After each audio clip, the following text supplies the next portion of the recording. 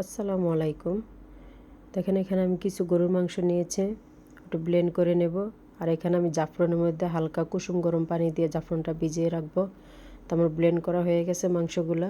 দিয়ে দিলাম আদা বাটা, দিয়ে দিলাম রসুন বাটা, কিছু কাঁচামরিচ আর পেঁয়াজ কুচি, আর এখন দিয়ে দিলাম চিলি ফ্লেক্স, আর দিয়ে দিলাম অল্প একটু হলুদের গুঁড়া, জিরার গুঁড়া, আর হচ্ছে গিয়ে বিফ মশলা।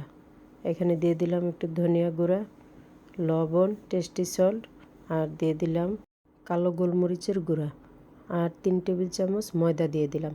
এখন যে জাফরানটা ভিজিয়ে রেখেছিলাম, জাফরানের পানিটা দিয়ে দিলাম, আর দিয়ে দিলাম সামান্য তেল। এখন দিয়ে দিলাম লেবু চিপে। সবগুলো উপকরণ একসাথে আমি ভালো করে মাখিয়ে নেব। দেখতে পাচ্ছেন আমি খুব ভালো করে মাখাচ্ছি, মাখানোটা হয়ে গেছে। এখন এটা আমি একটু ঝাঁকিয়ে দেখাবো আপনাদেরকে, যে দেখেন ঝাঁকাচ্ছি, এটা কিন্তু ছিঁড়ে পড়ছে না, তার মানে আমার ব্যাটারটা সুন্দরভাবেই তৈরি হয়েছে। এখন আমি হাতে তেল মেখে নেব। তেল মেখে নিয়েছি, নিয়ে এখন এগুলাকে আমি একটু চাপ আকারে তৈরি করব, বড় বড় করে। তা আমি আজকে তৈরি করে দেখাবো বিফ বার্গার। দেখেন কিভাবে আমি একটু চ্যাপ্টা করে তৈরি করতেছি, যে একটা তৈরি করে আপনাদেরকে দেখালাম। এক এক করে আমি সবগুলোই তৈরি করে নেব। হয়ে গেছে। এখন আমি চুলায় প্যান বসিয়ে দিলাম। আমার প্যানের মধ্যে সামান্য কিছু তেল দিতে হবে, বেশি দেওয়া যাবে না। এই সামান্য তেলে এগুলো আস্তে আস্তে করে আপনার অল্প আঁচে ভেজে নিতে হবে, হাই হিটে একদমই ভাজা যাবে না।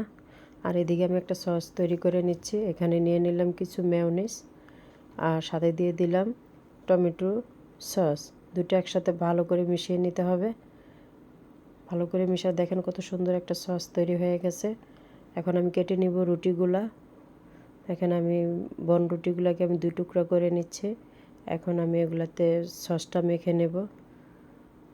মাখানো হয়ে যাচ্ছে, আর এদিকে আমার মাংসগুলো রেডি হয়ে গেছে, আমি নামিয়ে ফেলবো। আর এখানে আমি কিছু সালাদ তৈরি করে নিলাম, যেটা আমি বার্গারের ভিতরে দিব, টমেটো, শসা। এখন আমি এক এক করে সাজিয়ে নিব সবগুলো। দেখেন প্রথমে শসা দিয়ে দিব, তারপরে দিয়ে দিলাম বিফটা, এখন আবার টমেটো, শসা এগুলো দিয়ে আমি সুন্দর করে সাজিয়ে নিচ্ছি।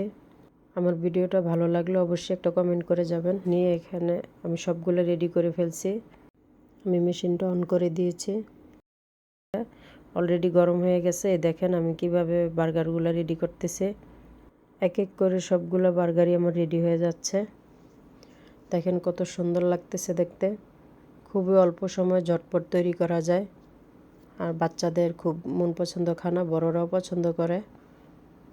দেখেন আমি কেটে দেখালাম, কত সুন্দর লাগতেছে দেখতে। এখন এটাকে সস দিয়ে পরিবেশন করা হবে। ভিডিওটা ভালো লাগলে একটা শেয়ার করে দিবেন, আর অবশ্যই বাসায় তৈরি করে দেখবেন, ভালো লাগবে।